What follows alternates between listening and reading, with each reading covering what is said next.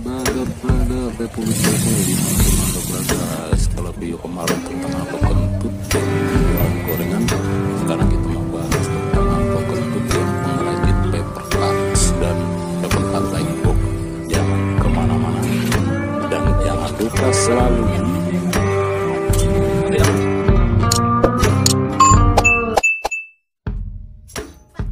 dalam seni Pappercut itu sangat sulit sekali ya pembuatannya, dimana ada yang Pappercut menggunakan light box sama Pappercut biasa, dan itu bisa digunakan untuk kado kita ya buat ini Presiden Republik Indonesia yang di single Pappercut, dan bisa juga nanti ini box yang banyak ininya, dan ini siap edar, dimana kita bisa buat untuk hadiah ulang tahun, hadiah pernikahan, dan hadiah lainnya yang kita gunakan untuk orang yang kita tuju ya. Nah, di sini ini adalah yang bisa kita gunakan, dan ini buah karya Pappercut Ligth box yang udah kemana-mana ya pesanannya. Dan nanti di akhir video ini akan kita sisipkan video tutorial ya cara buat dari Pappercut Ligth box, dimana tingkat kesulitannya sangat. Nah, ini seperti Vincent sudah dibuat segala macam ya kan, dan kemana-mana selalu lihat dulu videonya. Dan ini adalah Presiden Joko Widodo. Nah, sampai ketemu di video tutorial Pappercut Ligth box.